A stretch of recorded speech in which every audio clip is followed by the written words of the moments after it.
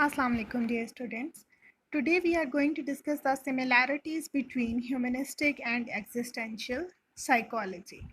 Humanistic and existential psychology में इतनी ज़्यादा सिमिलैरिटीज़ हैं, एक दूसरे से इतनी ज़्यादा मिलती हैं कि हम इन दोनों को कंबाइन करके एक ब्रांच भी बना सकते हैं जिसको हम नाम देंगे एग्जिस्टेंशियल ह्यूमनिस्टिक साइकोलॉजी। मतलब कि ये एक दूसरे से इतनी ज़्यादा मिलती जुलती हैं, एक दूसरे से इतनी सिमिलर हैं कि ये दोनों कंबाइन होकर एक ब्रांच भी बन सकते हैं।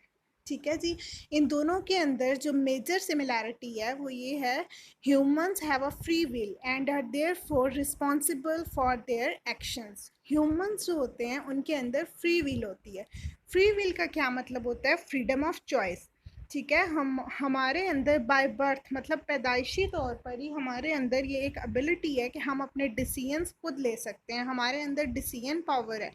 कैसे? मतलब हम कौन सा पाथ चूज़ करेंगे, राइट लेंगे, लेफ़्ट लेंगे, हम कौन सा डिसीजन हम एक्सेप्ट करेंगे और कौन सी बात हम रिजेक्ट करेंगे, हम अपनी लाइफ कैसे गुजारेंगे, हम अपने एक्शंस कैसे परफॉर्म करेंगे, ये सब हम खुद करते हैं। हमारे ऊपर डिपेंड करता है क्योंकि बाय बर्थ अल्लाह ताला की तरफ से हमें डिसीजन पावर दे दी गई है। ठीक है, हमें फ्री विल दे दी गई है, फ्रीडम ऑफ चॉइस दे दी गई है, हम अपनी मर्जी से अपने एक्शंस परफॉर्म करते हैं। इस वजह से हम जो भी एक्शन परफॉर्म करते हैं, जब हमने वो अपनी मर्जी से ही किया होता है तो उसके लिए रिस्पॉन्सिबल भी हम खुद ही होते हैं। चाहे उस एक्शंस के बाद में रिस्पॉन्सेज हमारे पास गुड आते हैं, बैड आते हैं, ठीक है, जो भी उसके बाद में हमारे पास आफ्टर इफ़ेक्ट्स आते हैं उस एक्शन के, उसके भी रिस्पॉन्सिबल हम खुद होते हैं। तो हम अपनी गलतियों की या अपनी अच्छाइयों के ज़िम्मेदार किसी दूसरे को नहीं ठहरा सकते। ठीक है, हम खुद वो काम कर रहे होते हैं। तो ये बात जो है इन दोनों ने कही थी कि ह्यूमंस के अंदर फ्री विल होती है। ठीक है, उनके अंदर फ्रीडम ऑफ चॉइस होता है। उसके बाद हमारे पास नेक्स्ट आती है, the most appropriate method by which to study humans is phenomenology, study of consciousness and direct exposure and subjective experience. ये क्या है कि ये दोनों कहते हैं कि ह्यूमंस को स्टडी करने के लिए जो हमारे पास बेस्ट मेथड होता है वो क्या होता है? फिनोमिनोलॉजी। इसमें क्या होता है कि हम कॉन्शियसनेस को स्टडी करते हैं, मतलब होशो हवास को। इंसान जो अपनी होशो हवास में अपना जो काम कर रहा होता है वही मतलब कंसीडर किया जाए, अनकॉन्शियस का ना कंसीडर किया जाए।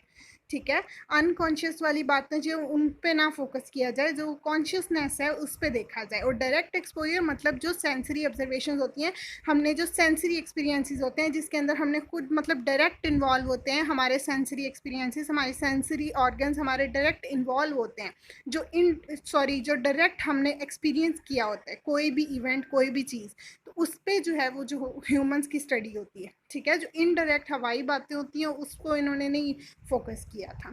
ठीक है, और जो मेन एलिमेंट आता है इस मेथड में वो है सब्जेक्टिव एक्सपीरियंस। सब्जेक्टिव एक्सपीरियंस का क्या मतलब होता है? यूनिक, मतलब कि इंडिविजुअल एक्सपीरियंस, हर इंसान का डिफरेंट एक्सपीरियंस। ये नहीं कि कोई बात भी ऑब्जेक्टिव, ऑब्जेक्टिव का क्या मतलब होता है? एज अ होल जब कोई बात हो रही होती है, और सब्जेक्टिव में हर किसी के एक्सपीरियंस को अलग अलग कंसीडर किया जा रहा होता है। मतलब हर इंसान का जो होता है डिफरेंट एक्सपीरियंस होता है, यूनिक एक्सपीरियंस होता है। ठीक है, तो मतलब जो एज अ होल बात हो रही होती है कि कोई भी ऑब्जेक्टिव एलिमेंट होता है, जब जब भी कोई चीज़ हम जनरलाइज कर देते हैं तो वो ऑब्जेक्टिव होता है। मतलब कोई मेथड अगर पढ़ा है और उसको कहा है कि ये होल इस कम्युनिटी पे ये बात जो है वो अप्लाई होती है, ठीक है, तो ये ऑब्जेक्टिव होता है कि जब कोई भी चीज़ जनरलाइज कर दी जाती है, एज अ होल जब बात की जा रही होती है। ठीक है, लेकिन जब एज अ होल बात नहीं हो रही होती, यूनिक बात हो रही होती है कि यानी कि सिर्फ इस बंदे के लिए ये वाला काम है, इसके लिए ये वाला मेथड है और दूसरे के लिए चेंज है, मतलब हर उसका एक्सपीरियंस और है, उसका एक्सपीरियंस और है। ठीक है, तो ये सब्जेक्टिव एक्सपीरियंस होता है। तो इन दोनों थेरीज ने इस बात पे ज़्यादा फोकस किया था कि सब्जेक्टिविटी की तरफ जाना चाहिए, ऑब्जेक्टिविटी की तरफ एज अ होल बात नहीं करनी चाहिए। ठीक है जी। थर्ड वन आता है, each human is unique and therefore anything learn about one human is irrelevant to the understanding of others. इन्होंने कहा था कि हर इंसान जो होता है वो एक दूसरे से डिफरेंट होता है, हर कोई यूनिक होता है।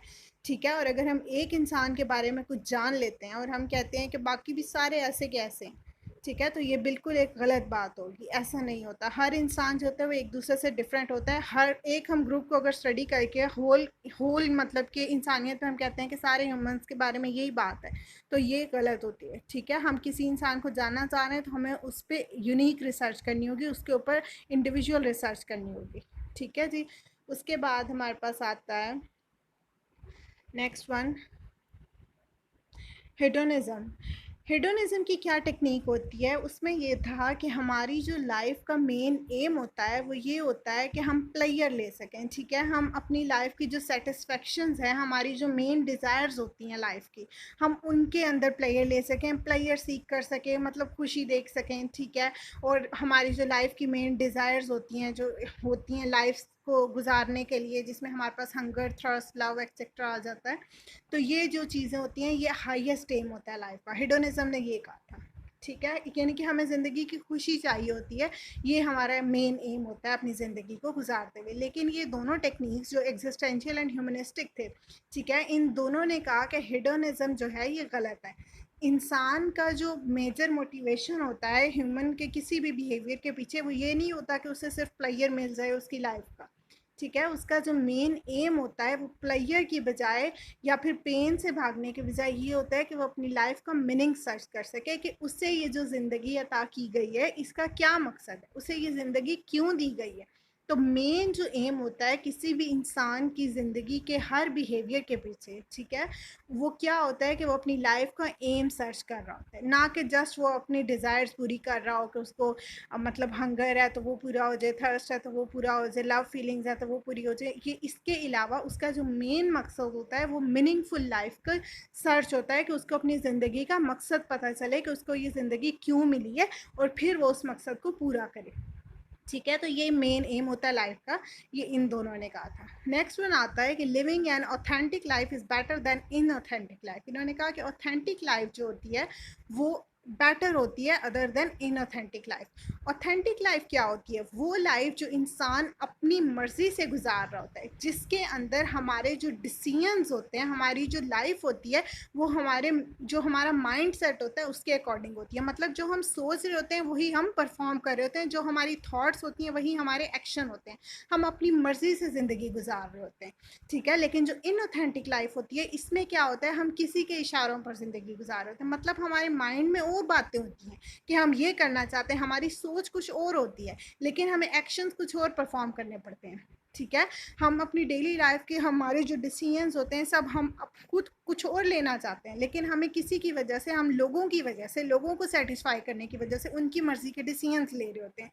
लाइफ तो दोनों में गुजर जाती है, ऑथेंटिक में भी इंसान ने आखिर में मरना ही है, इनऑथेंटिक में भी मरना ही।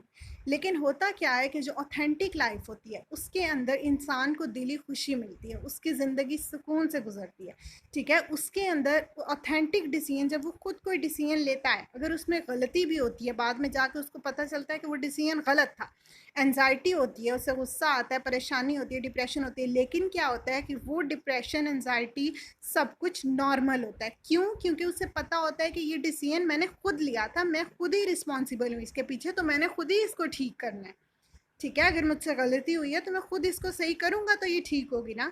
तो ये नॉर्मल होता है, इससे इंसान बहुत जल्दी बाहर आ जाता है और अपनी गलतियों को सुधार लेता है। लेकिन जब होती है इनऑथेंटिक लाइफ, इसके अंदर इंसान ने पहले ही किसी और की मर्जी के डिसीजन लिए होते हैं, उसने खुद तो पहले भी कुछ नहीं किया होता, ठीक है। और उस दौरान अगर कोई गलती होती है, कोई मिस्टेक्स होते हैं, कोई डिसीजंस गलत लिए जाते हैं, फिर क्या वो करता है, उसके अंदर जो एनजाइटी, डिप्रेशन आता है कि ये सब ऐसा क्यों हुआ है, वो नॉर्मल नहीं होता, ठीक है, वो न्यूरोटिक होता है। न्यूरोटिक से क्या होता है कि वो उसके माइंड में जाके बैठता है, उसकी जो मेंटालिटी है, उसके न्यूरॉन्स, उसके मतलब के जो मेंटल इश्यूज जिसके बाद आ जाते हैं तो वो उनकी तरफ ले जाता है उसको, ठीक है। तो वो उसकी लाइफ के जो बैड डिसीजंस होते हैं उसको न्यूरोटिक एंजाइटी कर देते हैं और इसी के बाद ही लोगों को ज़्यादातर मेंटल इलनेसेस कॉज होती हैं, ठीक है जी। तो ये इन दोनों ने कहा था कि हमें ऑथेंटिक लाइफ गुजारनी चाहिए, ना कि इनऑथेंटिक लाइफ, ठीक है, ताकि हमारी ज़िंदगी जो है वो सुकून से गुजरे। नेक्स्ट वन आता है कि traditional scientific methodology can not be use effectively to study them. इन्होंने क्या कहा था, इन्होंने रिजेक्ट किया था साइंटिफिक मेथड को, ठीक है, क्योंकि इन्होंने कहा था कि जो साइंटिफिक मेथड होता है, ये ट्रेडिशनल साइंटिफिक मेथडोलॉजी जो है, इसके अंदर क्या है, ये बार बार ऑब्जेक्टिविटी की बात कर रहे होते हैं, ठीक है। मतलब ऑब्जेक्टिव मैंने बताया आपको कि एज अ होल जब बात हो रही होती है, जनरलाइज किया जा रहा होता है, तो ये साइंटिफिक मेथडोलॉजी जो है बार बार ऑब्जेक्टिविटी पे ज़्यादा फोकस कर रही थी, ठीक है। लेकिन ये जो ह्यूमनिस्टिक एंड एग्जिस्टेंशियल थे, ये दोनों किस पे फोकस कर रहे थे, सब्जेक्टिविटी पे। इस वजह से इन्होंने कहा कि ये जो ट्रेडिशनल साइंटिफिक मेथडोलॉजी है ये एक फ्लॉप मेथड है ह्यूमंस को स्टडी करने के लिए।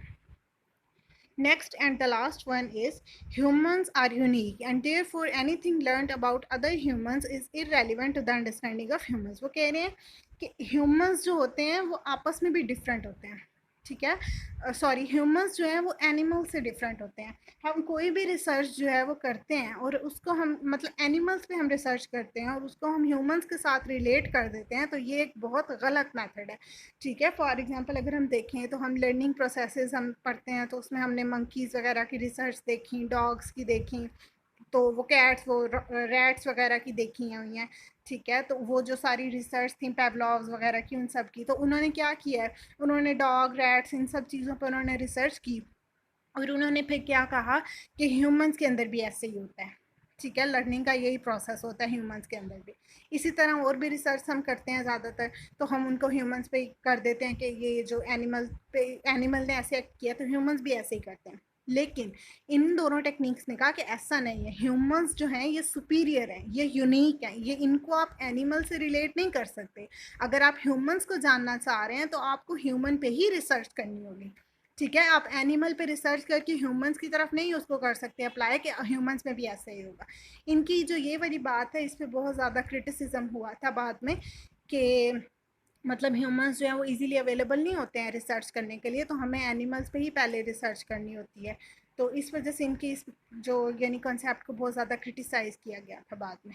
सो ये हमारे पास कुछ डिफरेंसेस थे, सॉरी सिमिलैरिटीज़ थी ह्यूमनिस्टिक एंड एग्जिस्टेंशियल साइकोलॉजी में। आई होप आपको अच्छी समझ आई होगी एंड नेक्स्ट लेक्चर हमारे पास जो होगा वो डिफरेंसेस होंगे ह्यूमनिस्टिक एंड एग्जिस्टेंशियल साइकोलॉजी के। उसका लिंक आपको डिस्क्रिप्शन में मिल जाएगा। Thank you so much and Allah Hafiz.